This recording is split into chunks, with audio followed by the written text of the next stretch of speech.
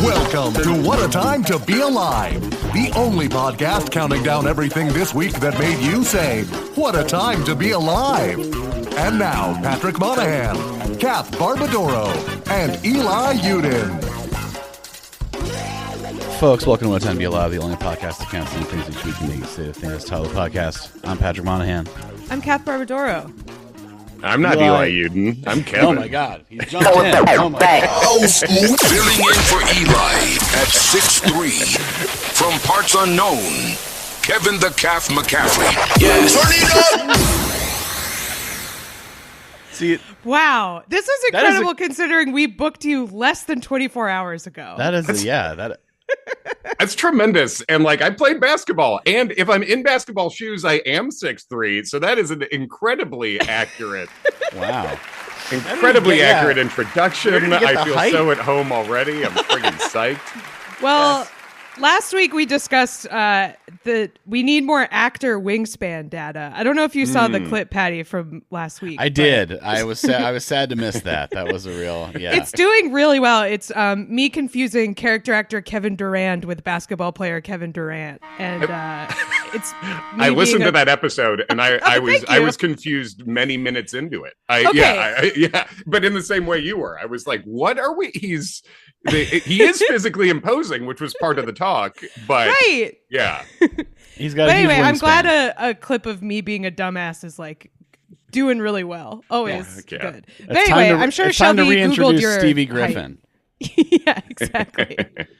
Should fuck things up more often. Anyway, welcome to the show. Yeah, Kevin is here. We wanted to say Letterman is the good credit, and that's the real credit. But you can see him at clubs and colleges all around our great nation. My God. He's in a beautiful hotel right now. We can see behind him. I always have the irrational fear when I'm in a new place. What did I leave out behind me? Oh no, my social security card, my dildos, my guns. What is? It's none of these things do I have. But I am geez, am I okay back here? And yeah. One of the That's worst. why you got to blur. That's because there's all kinds of personal information, dildos, firearms. It's my whole 100%. apartment. I keep all my PII taped to the wall right behind where I do my Zoom stuff. So it's a big mistake. What's PII? Personally identifiable information. Get ready to hear a lot more about it as it's shared with people that are 20 years old and also sharing it on Discord. Yeah, Eli's not here. I was gonna say he just he started continuing to get taller in the past week, and he's his 30 growth feet plate's tall unfused. now. They can't figure out what's going on. It's scary. So we're gonna hopefully they can do something about that. But he'll be back. It's really hard because he can no longer fit in the MRI. They have to bring him to the zoo to look at his bones.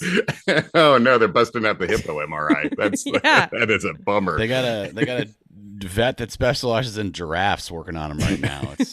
He's getting so big. Exactly. It sounds painful. Well, he's missed. I mentioned Eli the other day. I was talking to a comic, and I haven't seen Eli in a while, but I was remembering a time when he was talking to me about getting really mad watching a stand-up who woked themselves on stage into an argument for mentally ill people to have guns. And I was describing that where they were just guns are bad. And then, Brooklyn cheer, no laughs, clapping. Sure. And then just if you're mentally ill, you shouldn't have them. But we shouldn't discriminate. And it wasn't doing it to be funny. It was he had the thought on stage, I've painted myself into a corner with this Brooklyn audience who are mentally ill and don't like guns. Yeah. I got to tell you, that is funny. That's just comedy, baby. That's what it's all about these days. We're all becoming. We're all going to get our own special called Triggered in the next 6 months. Mm-hmm. Bust out the caution tape. Let's do it. I'm going to do the mic stand crucifixion for mine. Actually, I'm gonna go Gervais style. That's good. Yeah. That's good. As a Monahan, I'm sure your Catholic ancestors will really dig that. Yeah, I think it's fine. You should come on stage with stigmata. Just getting blood all over the microphone as you hold it. I think that would be good. And then just do the most mild opener possible. Yeah. Just, you guys been to the deli lately? You open with your joke about the subway, but with blood all running down. You can't even hold the mic because it's too slippery. be very good. So I saw a guy on the subway earlier today. On the way here. Wink. Yeah. Wait, look. How is the road? How are things right now? Oh, it's fine. Yeah, it's all right. Out quite a bit over the next couple of months. Champaign, Illinois right now. Doing some Illinois, some Pittsburgh, Wheeling, West Virginia. They begged for me. Had to go, So it's good, dude. I've only done like 3 cruise gigs in my life, but I just did my first one. The 2 other ones I did were right before COVID. So I just did another one of those. And that wasn't art, but I was I saw Belize City, and I could not bring myself to go to the ventriloquist just knowing how much harder he was going to crush than I did, because last time I was on, I did go to the other like comedy adjacent thing that they had, and it was a unicycle juggler, and I had a fine show. I did a professional's job. But that guy just blew my tits off. Like I could not mentally and emotionally take seeing the ventriloquist. But is there any like camaraderie like between the entertainment class on the cruise ship? Are you guys like, do you have like a lunch table in the staff mess hall? I think we do have an assigned table. There's like a on your little ID card, you get assigned a time for your plated dinner. I never went this time. So I think there is camaraderie among the dancers. There certainly is. I could not, because I only do the opening night show and the closing night show, and it's in like a big theater. It's like 1,000 seats. And they have like a big band and a bunch of dancers open for you, which feels like way too much energy for me to just tell stories. It is weird to like front load the spectacle and then have the finale be a guy, one guy. And it's just like, they're doing a few minutes of dancing that's very impressive. These are tremendously good dancers. And I was really struck by how they were really psyching themselves up before the show. They were like doing their warm-ups and just like high-fiving and hugging each other and just like, yeah, let's do it. And I was just like, I'm like almost asleep doing that. I can't imagine. It seems like a much more, I don't know, a more carpe diem way to be that they are, but they seem to have a lot of camaraderie. The last time I was on the cruise, after I realized that you're like boat famous after doing the first show, like everyone sees you and you're on all the posters around the boat. I like the second cruise, I shaved fully after the first show for the first time in years. To just like don't talk to me, and I had a lot of comics be like messaging me being like, are you okay right now? It's like, no, not really for this reason, but no. But yeah, just got back from that, I guess. Wow, that's and people might not know, you're like a huge act out guy. You're like you're time. Like a crazy white boy up there. Just yeah, that was my first couple years. That was my name. I got crazy. I was crazy white boy on MySpace when I started, and I use all that wingspan, baby, the whole thing. The dancers are all like getting all hyped up, like it's like from that like Katy Perry documentary, like backstage before they're about to go on for like 90,000 people, and then you're just like drinking like a little bit of water or something. You're like, all right, time to go talk for really. Yeah. Hey everybody! So my mom did something funny. Wow. That's nice that there is, because you could see how like the juggler's like, oh, what are you? Just you're a talker? Who cares? I think that guy I did. We had to like take the van together to the airport in St. Martin, and he was really like he was sort of big broing me a little bit. He's like second cruise. Yeah, I think I'm sure it went good, and I'm sure they'll call you back. I'm like, I'm not returning their calls, but he was out on the sea for like 6 months, and he's just like telling me about all his properties he's bought. It's like, you throw anything up in the air and catch it? Did you do any? No. Did you do? Was any of your talking in like an Arnold Schwarzenegger impression or anything? No. Huh, okay. So you didn't graduate from clown school. You didn't. You're not an expert clown? Not a physical comedian? Okay, well. He's just telling you about how he doesn't touch any of his juggling money. He's saving all of that. He's giving it to Big Leno. Oh, my God. Well, that's... What a world. Have either of you been on a cruise in a recreational capacity? I never have. No. No, I have not. Those are the real. I mean, like, I know they're back, obviously. But yeah, the people that are like, I'm going back on cruises now, Right. international, like, considering how fast everything basically like just shut down last time, it's like, nope, that's not going to happen this time. So nope, like we're never fine. again. We're It's not going to fine. be on we're not going to end up on the piss cruise. We're not going to we're not going to get marooned like offshore because there's like norovirus running rampant. Like, no, we're doing it, baby. Yeah. That's conceptually, I like it's like you said, 1,000-seat theater like on a ship. That's crazy. Like it's they're very impressive conceptually to me. But I don't know that I would really ever want to actually do it. I don't know. I like the idea of visiting a lot of places in one trip, but I don't like the cruise ship itself. I don't. It's cool because you go a lot of bring places. me to the next place, and everyone that lives there hates your fucking guts. Like, right? And you go to like the the one like Carnival Cruise Avenue, and you walk along it, and that's all you see of. Look at these of the pigs! Place. Yeah, exactly. They feed these piggies their slop. Come on, piggies, off the boat. It is and it is like that part is seeing different countries quickly that is cool, or at least it sounds cool. But you really do have to get away from the like. I went out on Roatan, Honduras. I got off the boat. I'm like, let me just walk around Honduras and see what's up.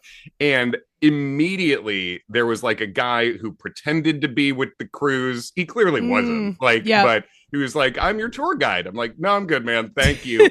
And then he I'm not, you can see the boat. I'm barely off the property of like the parking lot. And he's like, would you like a woman? And I'm like, you can't, it's daytime. Like it's the scammiest shit. It is. Right. They really see you walk off the boat and they're just like a new batch of marks, and they're going to be gone in like a few hours, so I can do whatever I want. Right. Because there's You're like, well, I got. Yeah. All right. I'll take a woman. I got to be back on the boat by 3 though. So don't screw me on this. They have a real hard out on this boat, guys. They're not going to wait for me. If I miss the boat, I will be desperate and in major trouble. Probably willing to have money wired from home. So I just want to make clear I need to be back on that boat after seeing. That's the why sex that's the worker. phrase. Yeah. That's how important it is to get back. Missing the boat. It's not clear. what you want. Yeah, that's the main thing you're not supposed to do. Kind of rule number one. That would stress me out too. The like. It's one thing if you have like a charter or something where it's like they're not going to leave you. I think that's the thing is like the only way I would like a cruise is the kind that costs like $150,000. Is like the only one that I would want to do. If you're like if you're like one of 2 people or one person of like, I don't know how many are on these things, 15,000 or whatever it is that like, it's like, oh, do we check the whole list? Do we have like the world's longest scroll, or like a Stephen King book size stack of paper to check everyone to make sure everyone got back on? I don't think so. That would be in the back of my mind the entire time I was, pretending that I was going to buy some like a bead bracelet or something or whatever people do. I bought one clearly fake Jordan brand hat because the kids seemed nice. That was what I contributed to the Honduras economy. Yeah. Nice. What a world. World travel. Mm-hmm. Should we do numbers? Yeah, let's do it. Turn me up, bring it up. It's a reverse Home Alone up in this piece because we've got eyes on Kevin. Ain't no stopping us. Ain't no stopping us. Number 5. Eventually, these drops are just going to be like 2 minutes long in themselves. Like, yeah, love it. I love the specificity. And he's gonna like get them like made while we're talking, and then do like a drop at the with end clips of the from episode. 3 seconds ago. Like, who is this Fiverr guy or whoever that's turning these around so fast? Jesus. I got like a 3-hour window here, pal. You better pick up your phone, answer your email.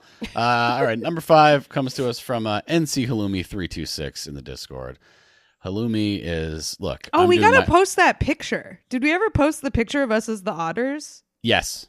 Oh, okay, we did. That was courtesy of our friend Red. Yes, that was a good one. Yeah. Are you familiar with the? We don't have to do this again. There's this Instagram account, Dartmoor Otters Butterflies. It's like a butterfly sanctuary that has other animals and stuff. And every week they do their good otter of the week, bad otter of the week, and.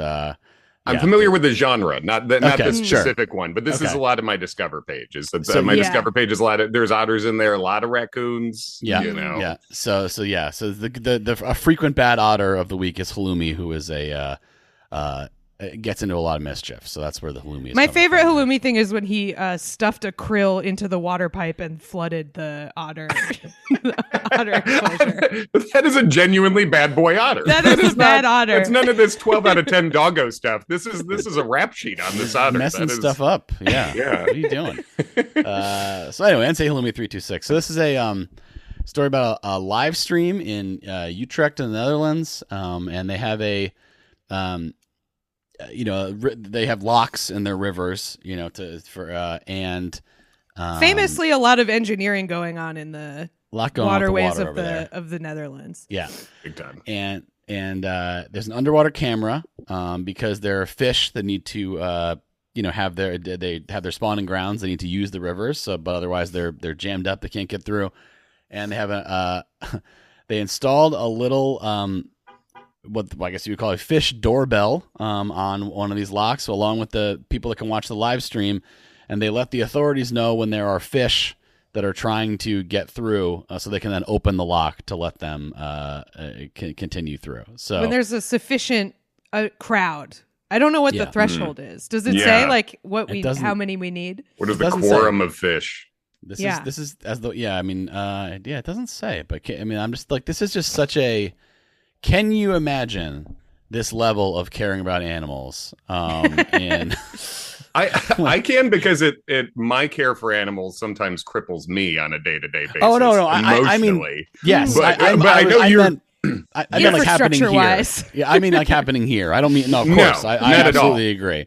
Yes, I love that you guys are very. I feel like the vibe is similar towards animals here, which is wonderful. But no, it is because it's like it's a nice thing.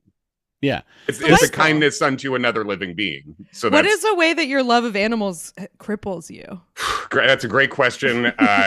Movies and TV shows. I'm sure you guys are familiar with doesthedogdie.com. Yeah, are you? Course. Yeah, sure. So this is from when there was a rabbit carried out a mob hit on a squirrel. I remember this soundtrack. So that really, I can't deal with it. I love them too much. I can't have a dog or go to a humane society, because I will if I go to one, I'm going to be like Melissa McCarthy in Bridesmaids. It's just like, I got 9. I took 9. Yeah. I'll take them. My thing is I'm okay with it in a movie because I know it's not real. That's a great mature way to be.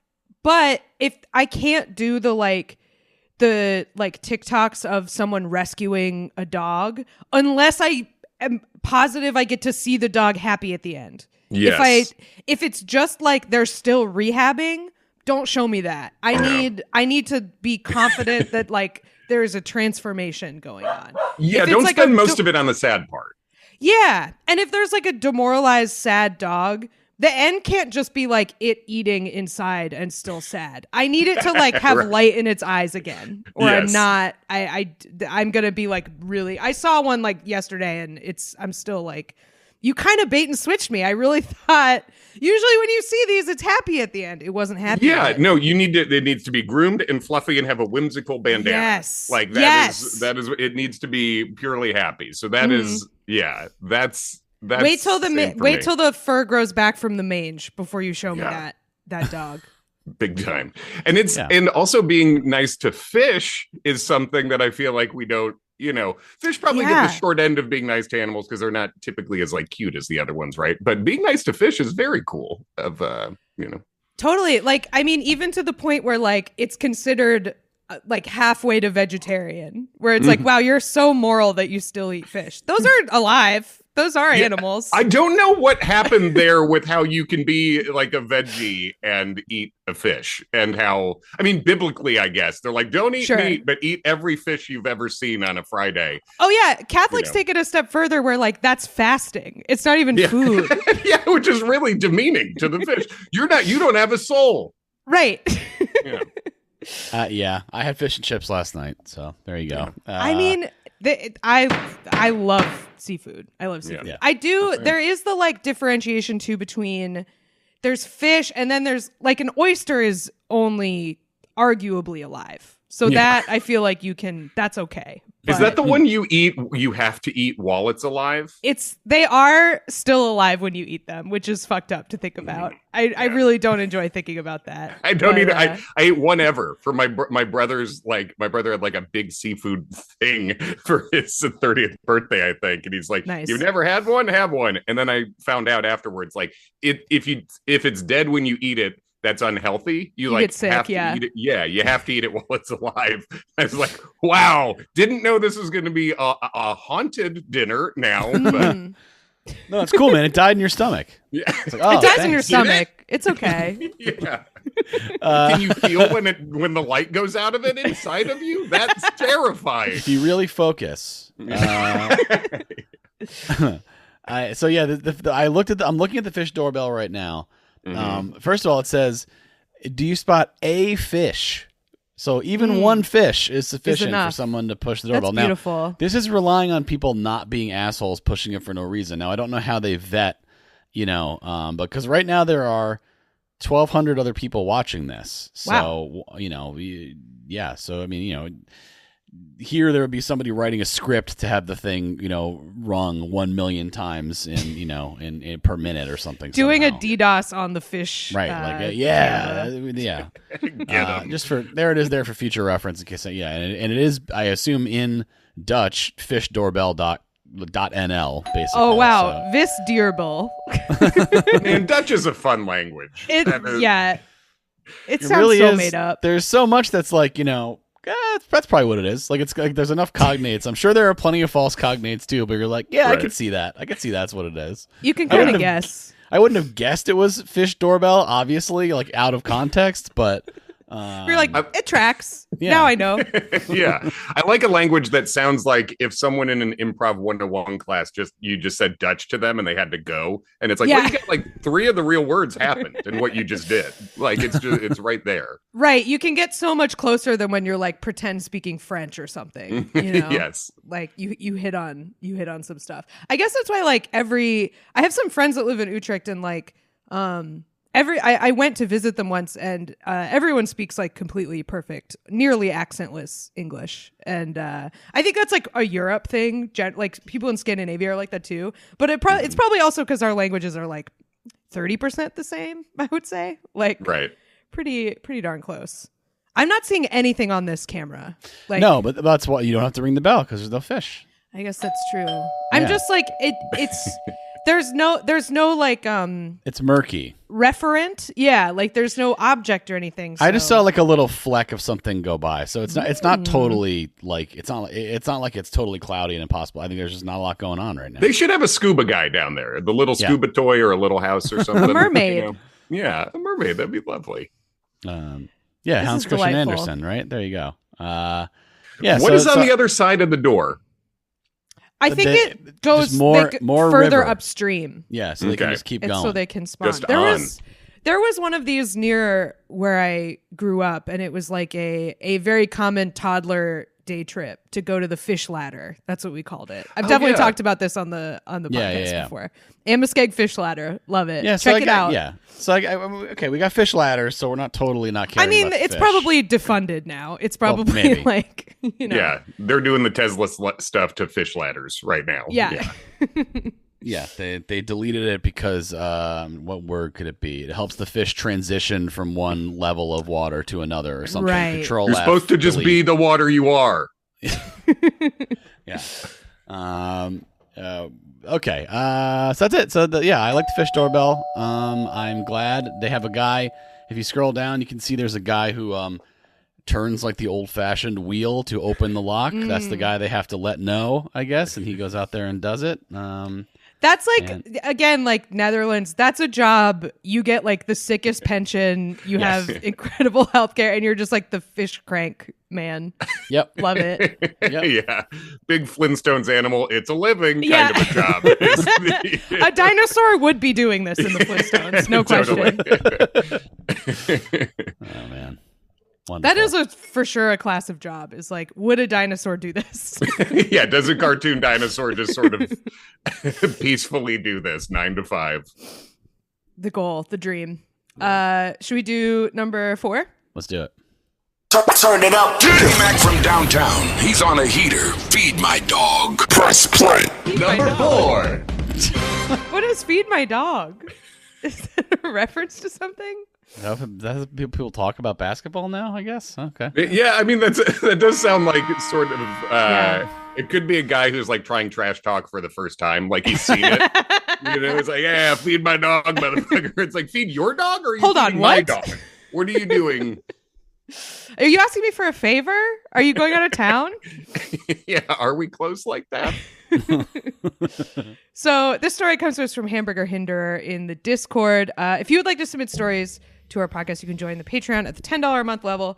Get access to our private Discord channels. Join on the website, by the way, if you're interested in joining our Patreon. Go there on your browser so you don't have to pay Apple 30% in fees. So yeah, this story, this is another aquatic animal story concerning behavior. Interesting that this is from People magazine. I don't know if this was a famous... How famous is this animal? A famous crocodile, a particular celeb crocodile, previously engaged to Jennifer Aniston for several months. It was on One Life to Live for a little bit. Yeah. Crocodile storyline on a soap opera would be good. They should. I'm that sure would they've done introduce it. some excitement. Feels like a real Passions storyline. I don't know if you guys ever watched Passions back in the day, but it was an NBC soap opera. It was on when I was in college, and they had a little person named Timmy that I know because I remember my wife watched Passions, and she wanted him to die on the show, and she openly wished for it, and then he died in real life, and then she felt very bad. But yes, but the house, they had a house in there. That part of the storyline was it physically, literally sunk into hell. So it was like a soap opera that knew what soap operas were, kind of. Yeah, So it was feels having like a fit fun for that. Oh Yeah. my God. Yeah, I had no idea about this. I just assumed it was like a James Patterson novel or something. You know what I mean? Like the new lifeguard just got to town and there's a mysterious, no, they're in hell and there's witches. It's like, okay. Yeah, and it's like the logic of it is hell is like 40 feet below your house in Connecticut. You know, right. A it's like, sinkhole can get you there. yes, exactly. Yeah, it is like I don't know. It's interesting. Like obviously, yes. Stefano put a guy in a guillotine. Stefano, Shelby. that's a Days of Our Lives, I think, right? Yeah, Shelby soap fan. That rules. You're going in the Brazen Bull. But yeah, so this crocodile. This is in Borneo, Indonesia. This is sort of like the orca story where like animals have evolved what seems to be an intelligence based on human behavior that is frightening. It has implications for us. And this is apparently crocodiles in this area seem to mimic drowning humans. So they will like go into sort of like chest deep water and submerge themselves and sort of wiggle so that their human-like appendages are sticking out of the water. I put a picture of it in the Zoom chat. Yeah, this is really something. It's really They just roasting something. our asses? Are they just doing it? This is what you do. This is what you look like. Oh, help, I can't breathe. That is so goofy. I mean, it's also potentially murderous, but it's very goofy. That's the thing is they're hypothesizing maybe they're doing this to try to lure a human in to eat.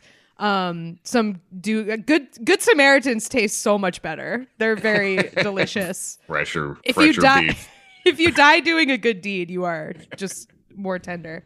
Yeah. They're trying to oyster us, trying to swallow us whole over here alive. Yeah.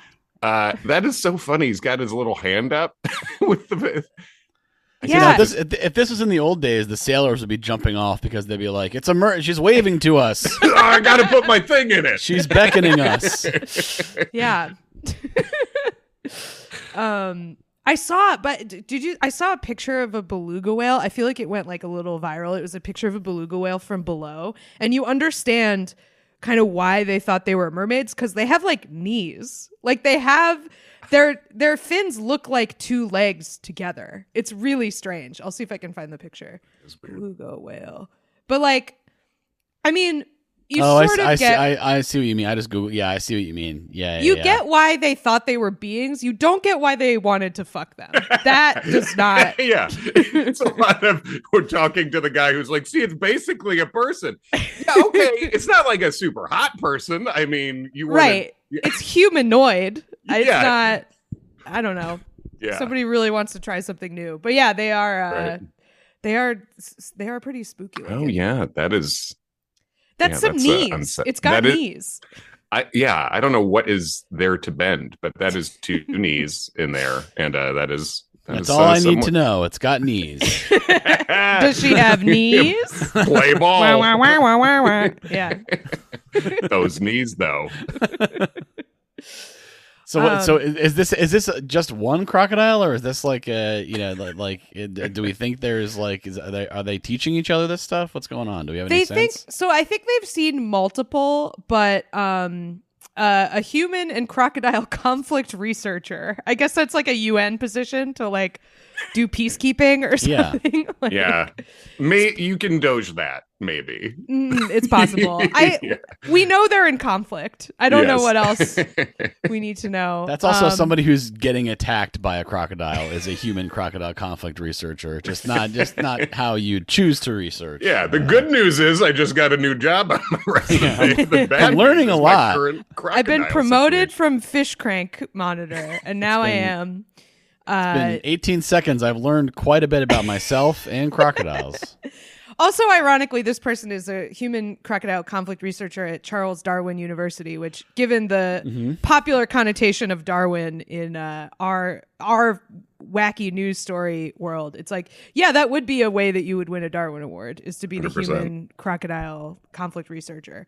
But he says it's probably killing something is why they're doing this. It probably has some kind of prey under the water and is sort of wiggling to break its neck or whatever, and that's why it looks like that. So it's doing a Hurricane Rana under there somehow. Exactly. Which I think there's a lesson here, which is just like animals are not generally trying to manipulate you. I think outside of like puppy dog eyes, like that's not, you can't really ascribe intention toward humans to animals, right? You know? Yeah, it's this is the quote's fine. It definitely wouldn't be trying to lure people in because there'd be no way for it to actually learn that. Okay. Yeah. Just like it wouldn't know how to do that. Categorical. Brain the the size of a pea. Are they not allowed to have an idea for the first time, though? You know, like... Yeah, that's the thing about the orcas, like, realizing they can sink boats. It's like, they did... Are animals capable of a realization? Yeah, and then telling their friends about it, and their descendants about it. But yeah, I just went to visit my friend who, she has a 9-week-old baby. And she was like, one of the biggest things they tell you that seems really obvious, but is actually really important to like keep in mind with a baby is that your baby is incapable of manipulating you. Like that's not.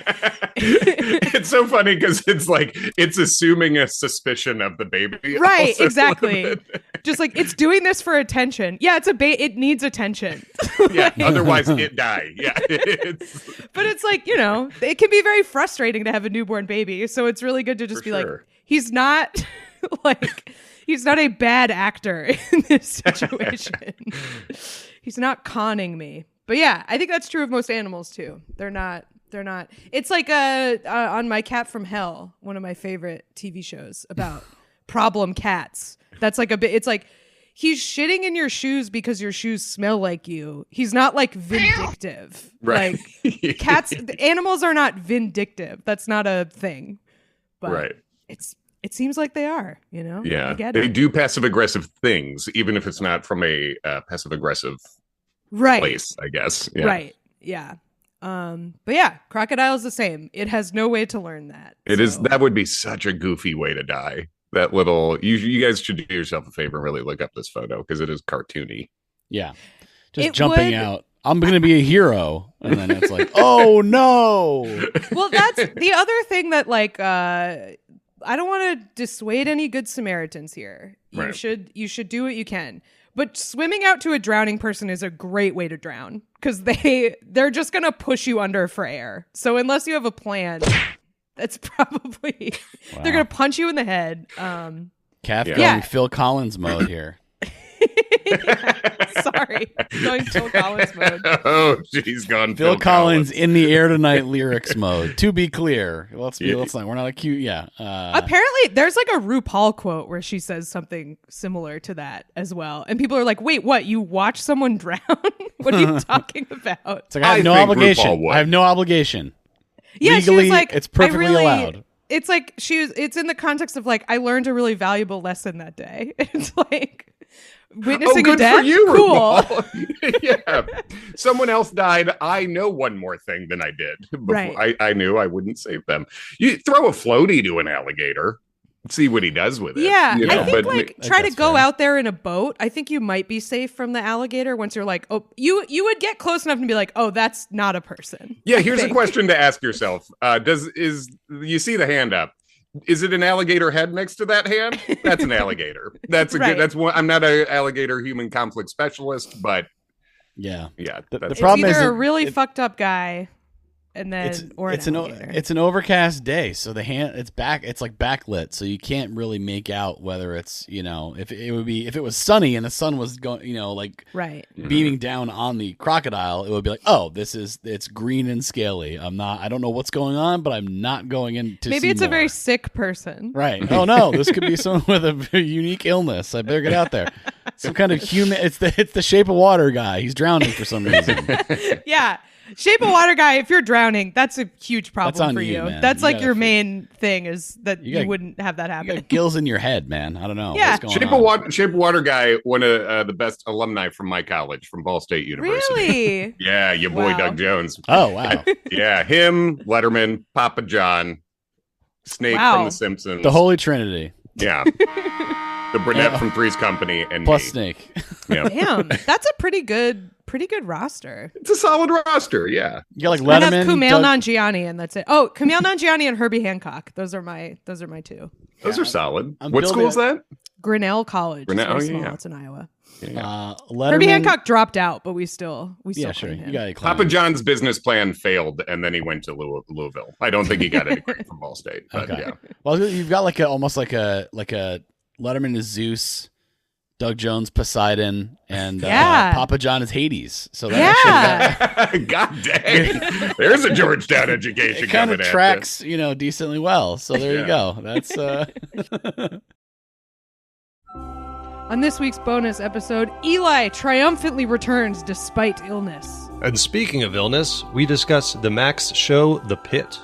We also talk about an influencer who got in a little bit of trouble in Australia for grabbing a friendly little creature against local rules. You can check it out at patreon.com/whatatimepod, and we've also got our regular episodes on the bonus feed with no ads. Should we do number 3? Yeah, let's do it. Number 3. Number 3 comes to us from Wet Bigfoots in the Discord. This is a story about the past, the ancient past, and it's there in Fiji. They have iguanas. We have a lot of aquatic animal stories. I know we did. Reptile news today, and they don't really know, how iguanas are in Fiji. Most iguanas live in the Americas, and Fiji is quite far from that, a large ocean away. And trying to figure out how they got there. It wasn't like on boats, because they've been there for longer, like millions of years ago. Like they were there way before any people would have gone. Yeah. And apparently, research. I don't know how the research suggests that millions of years ago, there was a huge raft of floating vegetation. I guess something fell into the water or something. But Pacific garbage patch of the past. That's right. Masses of uprooted trees, small plants. It's 5,000-mile journey, and they think they probably ate, they kind of ate judiciously ate the raft as they were going. Although they probably weren't really totally clear on what was happening. They probably were, so they probably luckily did not get through enough of it to make it sink before. I'm imagining there are probably not a ton of iguanas on this raft, just enough. It's the Noah's Ark of iguanas. Yeah. And is it the dumbest iguanas that went to Fiji, or is this the smartest? Yeah. It's one or the other, probably. Because most of the iguanas didn't end up on the floating garbage patch heading out to sea. So they figured this out by DNA, by the way. Yeah, this is right, because they're most closely related genetically to the desert iguanas from North America, and they split off 31 million years ago. So, they thought this is how they got to Galapagos. This is how other animals, like in New Zealand when we were there, we were hearing about how not this far, but like there are islands that they try to be predator free completely, and like rats and stoats and stuff can swim there. Like they're really dedicated, and then it's easy pickings for them if they don't get caught in the traps or whatever. So as what's his face says, life finds a way. But these guys, I guess they went across the whole damn Pacific Ocean. That's the most likely explanation, which is and it's the longest trip that they of any animal that any they land animal vertebrate, which it seems fair. I don't know how much longer you could go. That's I guess just never landing, right? Like from a point, as far as a point A to point B situation, kind of the furthest you can go. It's about as far. You're going around the Horn of Africa or something. Right. It really makes sailing that distance seem like not impressive. Yeah, I was gonna say because I feel like it is in the sense because it's like crazy that people got to like Micronesia and stuff. Like people got there from thousands of miles away in sort of prehistory. And it's not as far as iguanas, but also humans have a concept of death, which iguanas do not. Right. Which is like, do the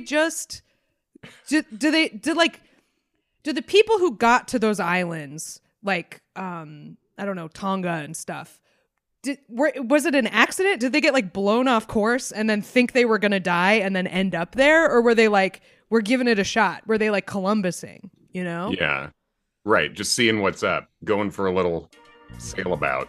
I imagine they got in a fight with the other people on the island, and they were like, man, fuck this. I'm out of here.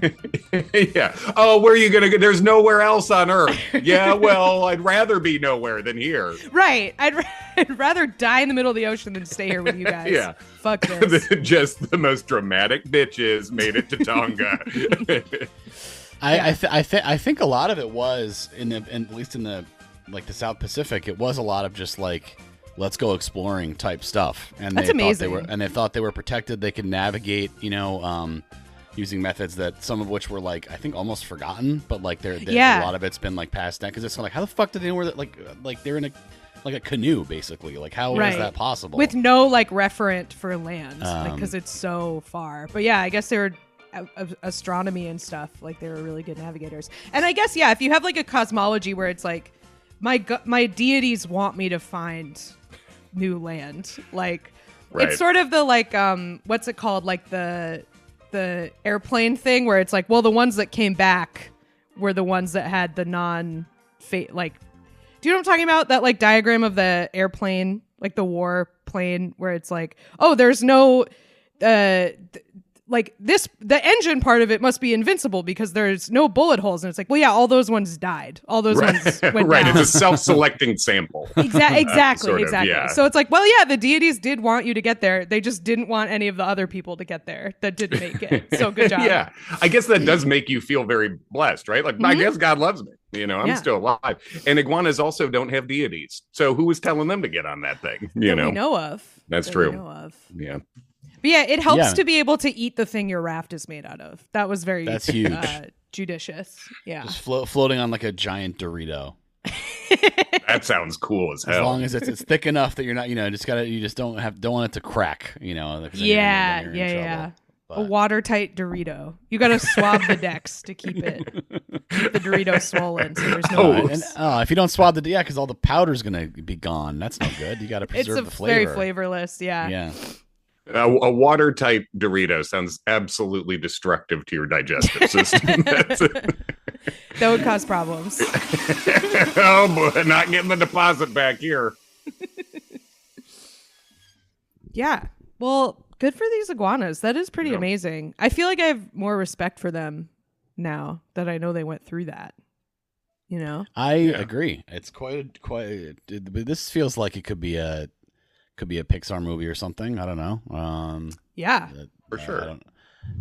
Just like life on, because it presumably took a long time. So it's like the life on the raft part of things. And I imagine there were iguanas being born and dying on that raft. Yeah.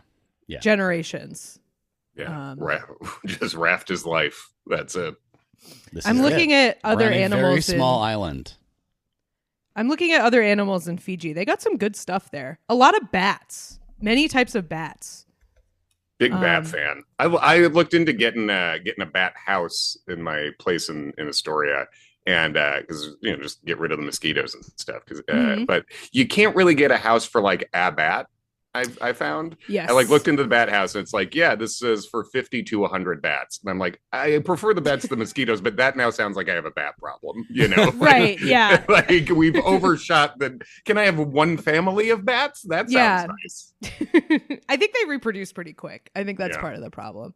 I used to live in Austin, which is like bat country. Famously. Yeah. They have that. They have the bridge, which is like the largest colony of, I don't know what the qualification is. I think it's like the largest colony of bats in like a man-made structure or whatever. And they all fly out at sunset, which it's not that cool to watch. I don't like take that, bats. It's cool that they're there. This little thing you do isn't even that cool. It's not. It's just like, oh wow, they're still coming. They're still. Right. I don't know. Not that impressive, but I feel like what people neglect to understand about that is that there are a fuck ton of bats in the city that come into your house and get stuck.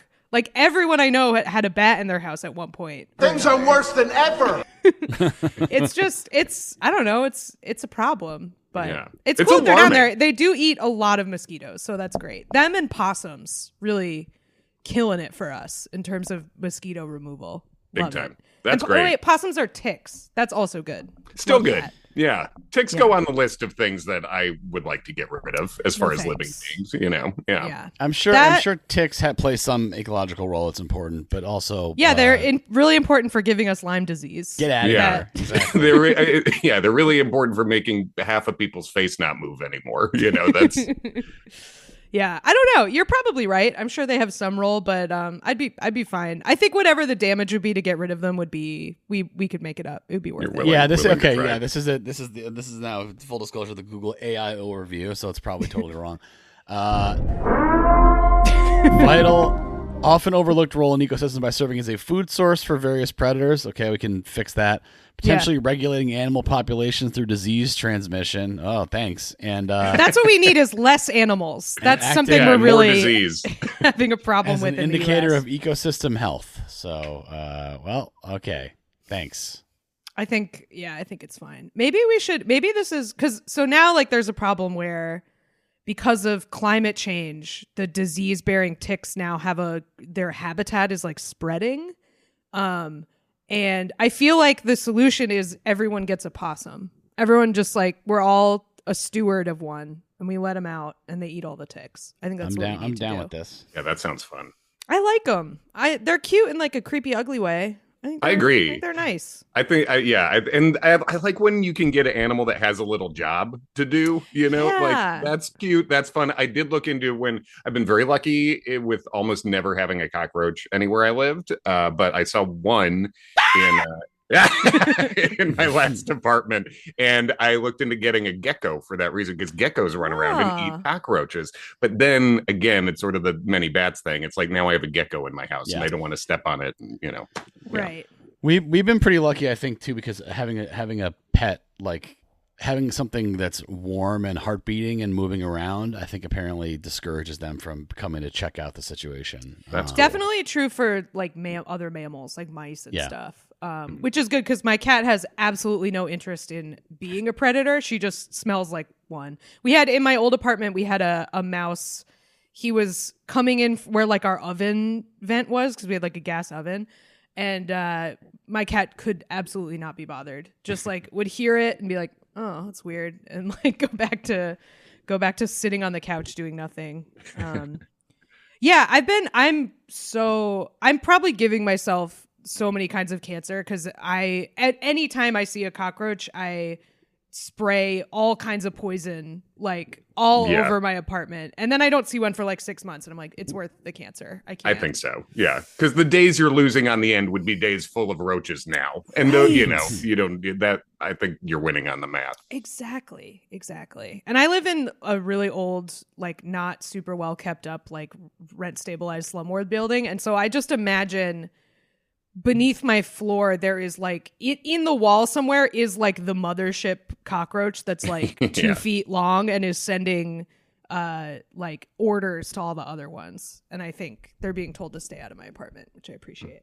That's very nice. Anyway, what were we talking about? Iguanas.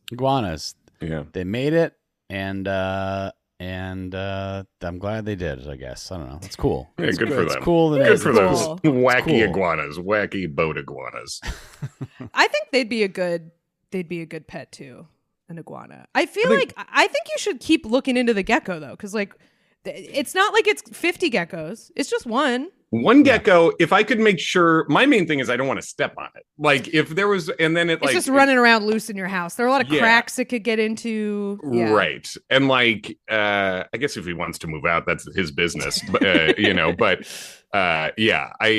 and then like, if I could toilet train the gecko, then I'm all in. Cause I don't know how I don't want geckos shitting all over the house either, So, but if I just have one little gecko who goes to work and eats a roach, it's like, well, that sounds fun.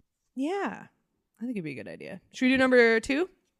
Let's do it. Turn me up. Listen all times of the day. KMC's Linsanity run continues. Unk just can't miss. Rolling. You know what's up. Number 2.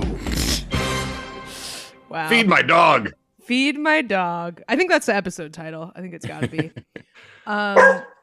This story comes to us from NC Halloumi 326. Two stories this week. Congrats, NC Halloumi. Yeah, the grillable cheese is going off. Speaking of cheese, this is a food story. We're out of the animal portion of the podcast. I mean, it's about a human. That's an animal, I suppose. This, I feel like, I don't know. It tracks to me that this is happening in Fond du Lac, Wisconsin. This is where the story is from. We have a new Guinness World Record. This guy, he can't stop topping himself. He's held the record for like 20 years and he keeps just increasing it. This dude, Don Gorski, has eaten the most Big Macs of any person, like over a lifetime, not like an all you can eat or a Joey Chestnut situation, like over his life. He just ate his 35,000th Big Mac. He eats 2 a day, 14 a week for decades. He has won. He has this like pin, commemorating it, and it looks like in commemoration of this, he has been rewarded 1 free Happy Meal. So that's great. It's more insulting to give him one. If it's just one, that's insulting. Not even the Big Mac. Like he yeah, he doesn't want a Happy Meal. I think it might be that they gave them out to the people who came to this event. Now that I'm looking at this, that's nice. Okay. I'm guessing because this is nice. Okay, it says 1 free extra value meal or Happy Meal. Parentheses. Of course, Don would suggest a Big Mac. Okay, that's good.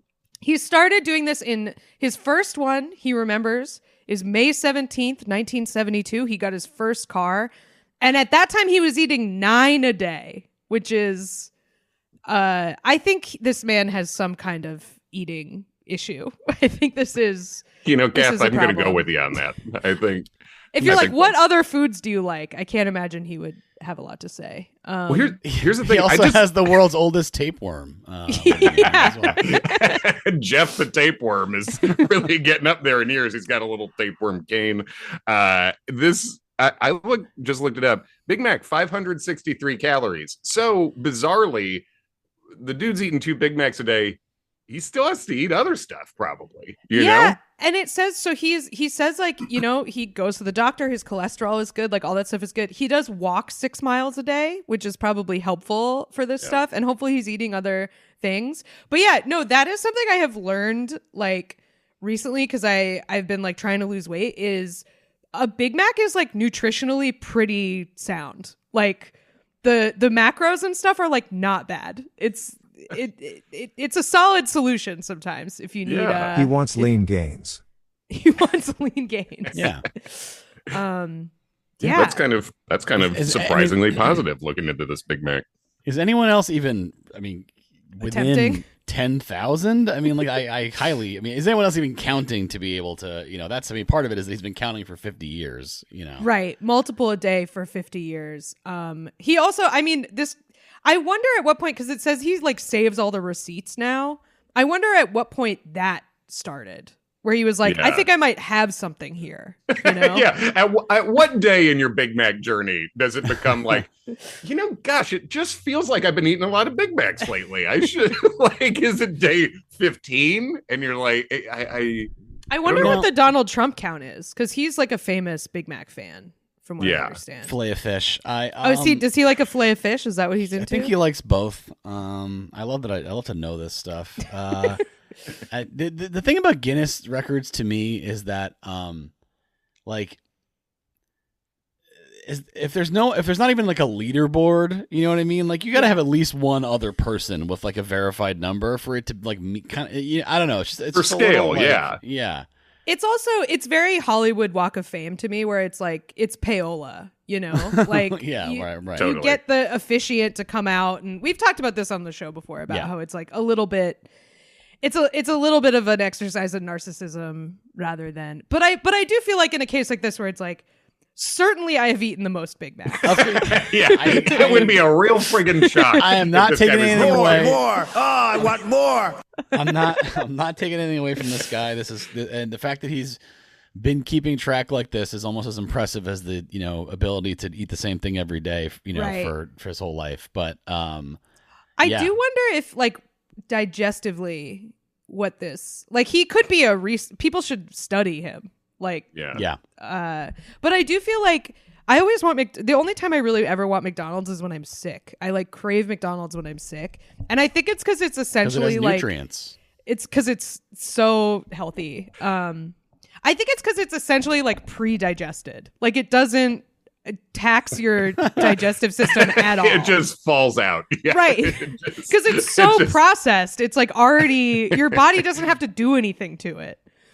Yeah. They just wind up and throw a fastball through your body with this thing. Exactly. It is just, your body is at rest. You're just like it does not burn any energy to get that through you. Your digestive system is just like a windsock. It just goes through. It's a water slide for this thing. It makes a slide whistle noise as it goes through. By all accounts, this guy is healthy. He's doing good. Damn, here we go. I want to see his body, not for like, not for like any shamey reason or whatever. I'm just interested in the man's body. Yeah, he's got mutton chops and a bowl cut, so he's got I could have told you that without looking. To me, he looks like a beloved, very eccentric high school history teacher. That's like kind of his vibe to me. Yeah. I think there's a full body shot of him in here. Let me see. He's also got like he's got the Randy Quaid in Kingpin hair. Like that's what he's got going on. Yeah, and the Big Macs have nothing to do with his hair, we're told. No, that's right.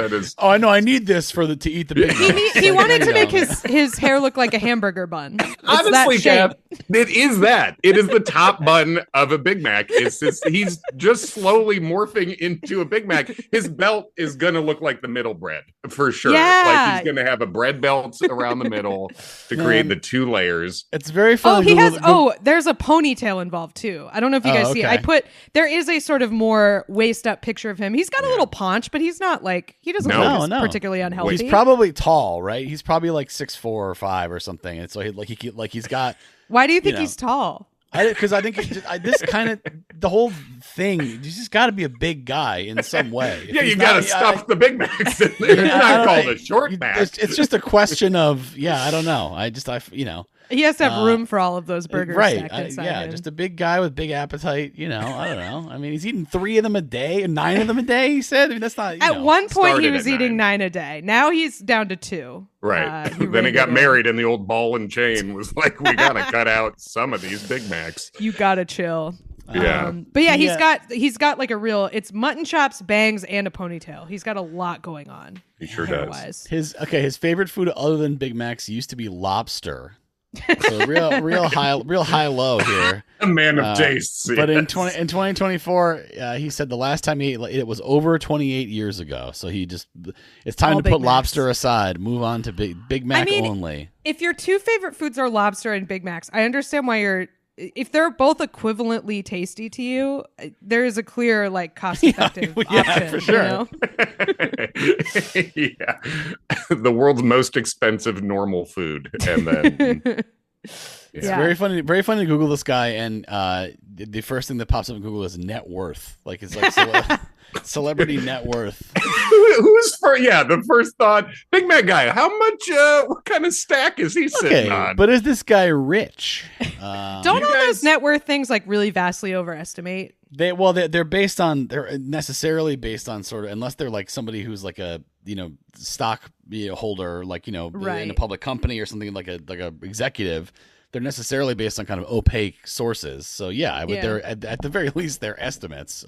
It just seems like anyone who's a public figure, they're like they're worth $3 million, and it's like certainly that can't be the case. No, well, are you like you guys are probably on some of these net worth websites? Like I've had friends send. I'm on some of them.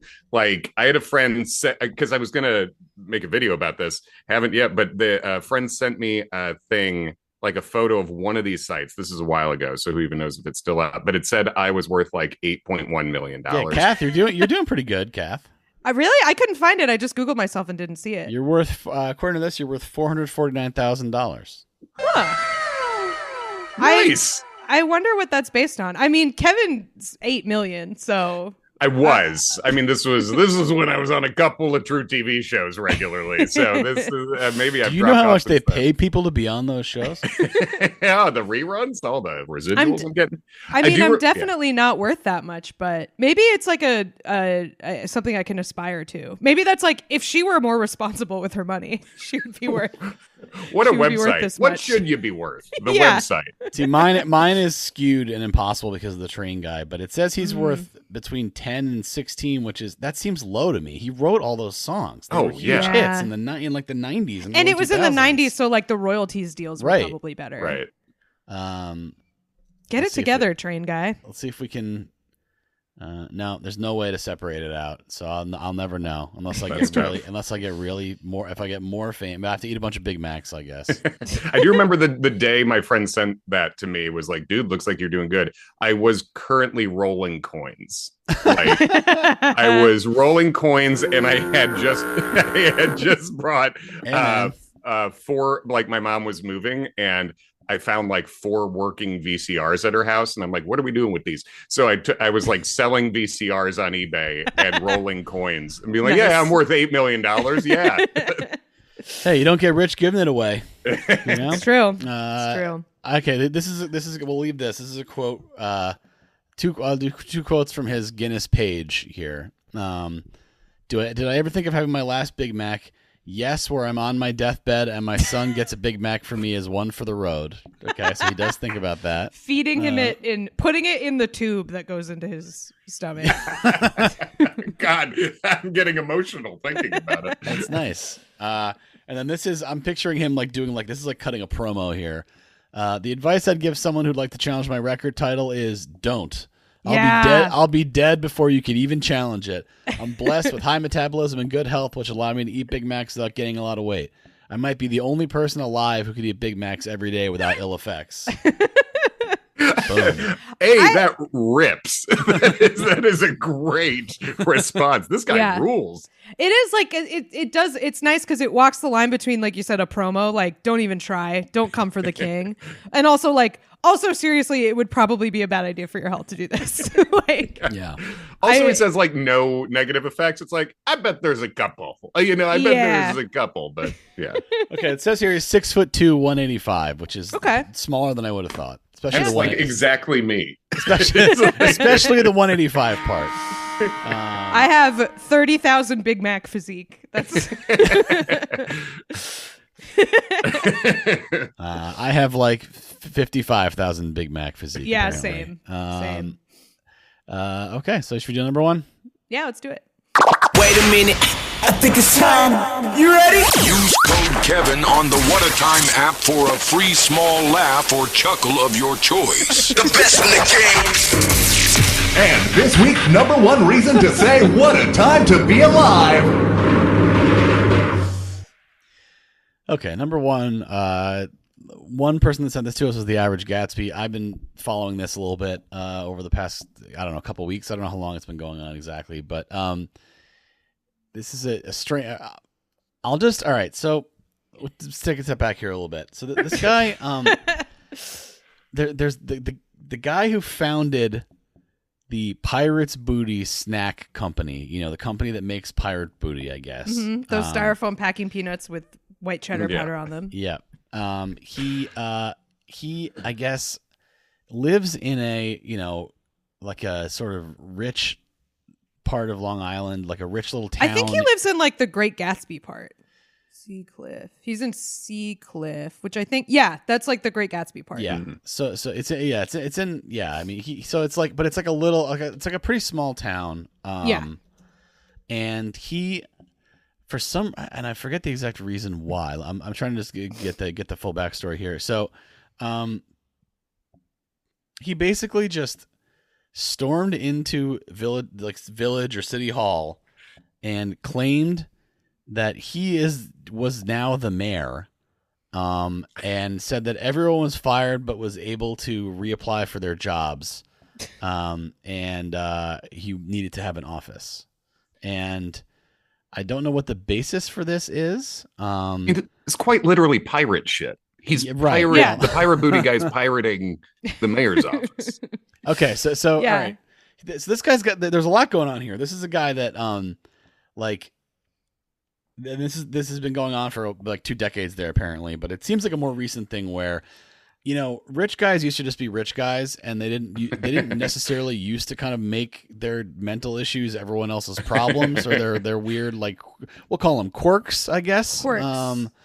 But didn't this start like with most, which I think is sort of a part of the Donald Trump origin story too, is like, didn't they like deny him some permit like 20 years ago, and then he became this guy? No, he lost the lawsuit. Okay, that's what it is. Yeah, and he accused town officials of harassing a business he owned because he was Jewish, and he had to pay almost $1 million in legal fees. He sued Long his Island, famously hostile to Jewish people. Well, sure, very anti-Semitic place. He lost. He then sued his lawyer for malpractice. That case was dismissed. So kind of just a cascading series of L's there. And then 20 years later, I guess he just like lay in wait and then decided he was the mayor now. And again, I'm not. Yeah, it doesn't seem like much plotting going on. It's not like he like laid his plans. He was just like, right.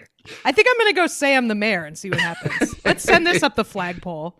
Yeah, like I'm trying to find like the clear basis for it. Maybe the New York Times. But so anyway, so this did not work. Like he was, not made escorted out. I imagine. Right. It's like Airbud rules, kind of. Okay, it's buddy. like no way. There's nowhere in the rule book that says you can't say you're mayor and just be kind of mayor. like patting him on the back.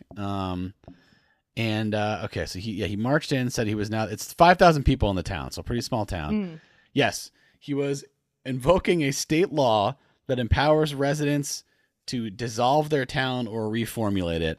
You need 10% of the town's residents to sign a petition, basically. So that's that's low. It's like a recall for a town, I guess. Yeah. And he walked in. He was waving an envelope that he said had 1,800 signatures in it. He didn't want to show them to anyone. He refused to because he said the signers were afraid of retribution. So the silent majority is, they're with me.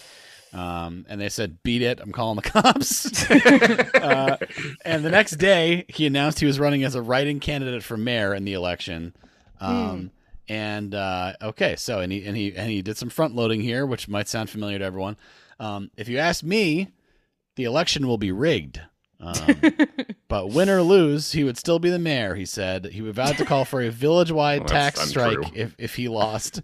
Let's see where they go. Win or lose, I'll still be the mayor. That's right. So good. It's hard to be more objectively wrong in fewer words than that. Okay. So the last election is the incumbent mayor was running uncontested until this bullshit started. And she won the election last year. At a town of 5,000, 182 people voted for her. Like, that's how she won. Yeah. So the job pays $12,000 a year, and she said is a lot of work. And she basically is just saying, like, okay, like, if you want to run for mayor, you should probably give people the chance to, say who you are, what you want to do, and also, like, you want to dissolve the town, you have to actually follow the process, and also if the town's dissolved, how are you the mayor? What are you the mayor of? Yeah. So, yeah, he started Pirates Booty in 1987. It was acquired by B&G Foods for almost $200 million. So, again, this is somebody who just is, you can't make him go away. You have to, like, beat him up. I don't know what you would. We should beat him up. Get him out of beat him up. So anyway, so they had the election. You gotta beat him up. I love that. He was a write-in candidate. And remember last election there were 100. The mayor won with 182 votes. This year they had the election just recently. The results were in. He got 62 write-in votes. This guy, and the mayor got 1,064 votes. So he juiced turnout tenfold to an insane degree to tell him to fuck off. He made enough people annoyed. And he says he's still the mayor.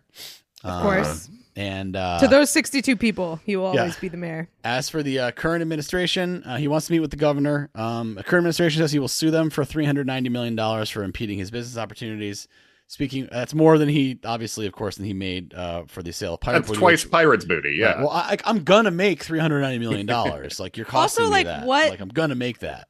Does he have, like, a new snack food that he invented or something something? Called what are his business the new thing is something called Vegan Robs. Okay. Just in case anyone wants to decide with their pocketbook whether or not to consume I don't think that Robs, one's got the juice. Yeah. Just know that this is the guy who's apparently running it. So so that's that.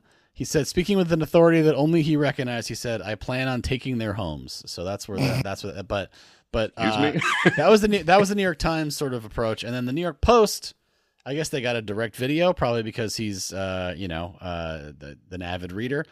The headline on the Post: Pirates Booty founder Robert Ehrlich compares himself to Anne Frank after blowout election loss. And she also was denied issuing mayorship. Executive orders. So I get why this guy, like, it worked for the literal president of the United States to act like this. Yes, so I get why he was like, hey, if it worked for him. Hey, they made up 1,000 votes, 20% of the town. These are all, so he claimed he lost due to voter suppression. I mean, again, this is like, you just walk in and vote. Like, there's no way there's anything resembling, what? So anyway, also, the more people voted than ever before. Right. Is the most voter unsuppressed suppression. voter base. Well, his voters were suppressed. Yeah. So he says, today I was shocked, he said in a text to the Post, to see the entire village of Seacliff turn into Anne Frank, and the election was the SS looking at the books. So I don't really know. Homer of a transformer. Analogy doesn't really... That's like when you only know one thing that happened in history and you need to try to make a metaphor. Our friend Rob, who's always saying this is just like Anne Frank. It's like the entire town, because the town is Anne Frank. They're hiding in the attic. Except for, I assume, the people who didn't vote for him, because they would be they're the SS. They would be, they're the other. Well, the election was the SS. I don't know. There's a lot. Is the SS. The election is the SS. It's the election is again. hunting down his 62 voters. Yeah. Unclear. He claims to have 1,000 votes on homemade ballots. Well, guess what, man? There's rules for like you have to get them on the real ballots, aka not a ballot. Yeah, right.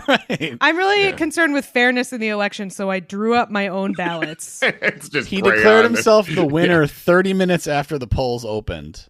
So this guy. This is you're right where it's just like.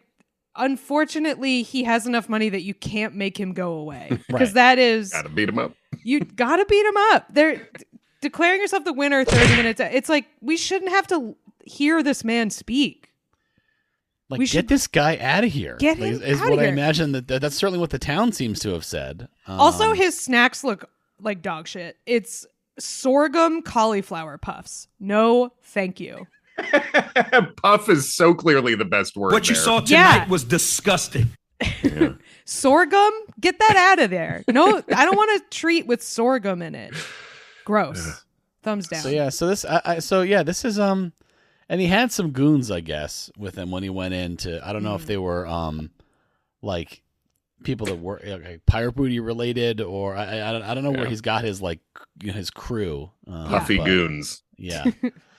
Vegan goons. Yeah, it's Robin the Puffs coming to City Hall again. Despite his wealth, Ehrlich said Thursday he plans to remain active in local political. Despite his wealth? Thanks, dude. Yikes. What a great treat for everyone. Yeah. Maybe they should just they should do the recall the town and just make his property not part of it, so he's disenfranchised from meddling with their. They should just with their shit. Chase him up into a windmill or something. You know. That is. They're right on the ocean. They could chase him into the sea. It would be fine. Torches and pitchforks, you got to go old school with this. Totally. You know? Sometimes it's the only way. I don't know what else. I don't know what else there. You know, you gotta get him out of there. Yeah. So I mean, look, this is fun to read about. I don't think it really has any impact on the governance of the town because he's just being annoying. He's not doing anything. Yeah. Right. He's just like everyone, regardless of wealth, has the capacity to be a pain in the ass at town meetings and stuff. Yeah. Like you can go to board meetings and be this guy, but he, just because he has so much money, is able to do it at a grander scale. Yeah, right. He's just he's telling everyone else about it. Like we're hearing about it. We're probably crazy shit happens in a lot of towns like this. There are weirdos like this all over, but they don't get. You don't get a lot of I'm the mayor now. I'm the mayor. Right. I mean, you get a guy muttering that. Right. That's different. Yeah, at the grocery store for sure. But it's different than the founder of Pirate Booty doing it for sure. Yeah. Because it is just he's got. There's just no limit to his capacity, as you said, to be a pain in the ass. You can't, he could probably file a bunch of lawsuits to jam up the town. That would actually be a problem. We can't. Don't give him ideas, man. I'm sure he's thought of this.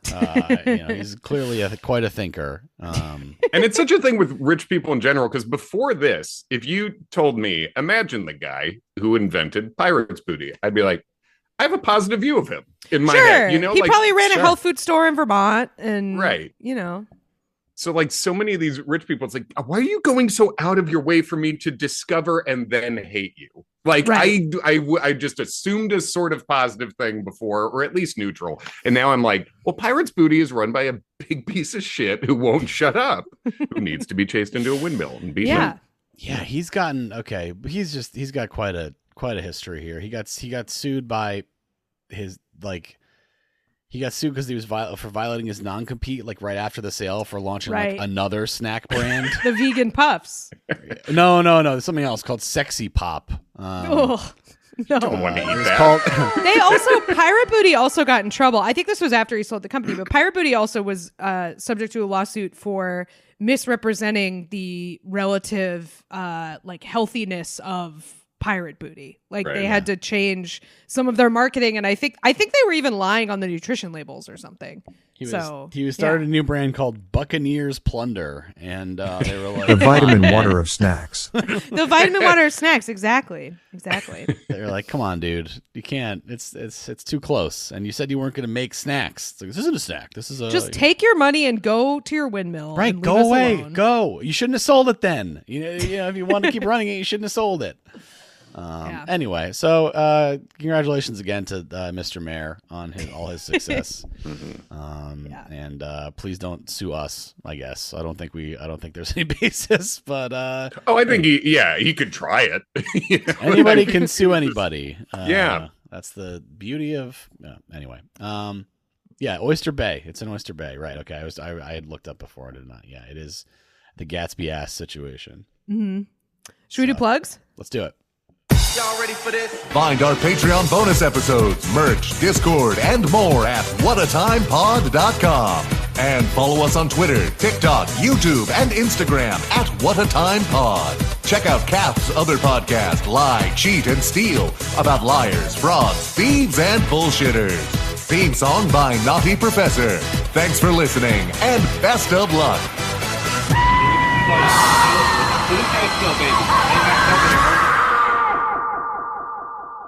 Kevin, what do you have to plug?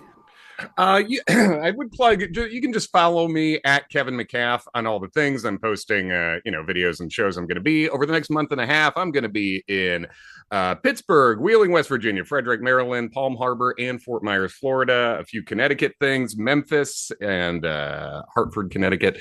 And Harrisburg. So that's over the next month and a half. But yeah, just follow me at Kevin McCaff. And I got a couple of podcasts with a very funny man named John Daly, who is probably not the John Daly you're thinking of.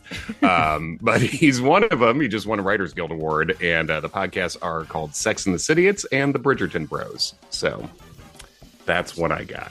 Check it. Statement win from Kevin today. The league better take notice. I said it all. Feed my dog. Thanks for listening, everybody. Thanks for being here, Kevin. Thank you for having me. Have a wonderful week, y'all. Bye-bye.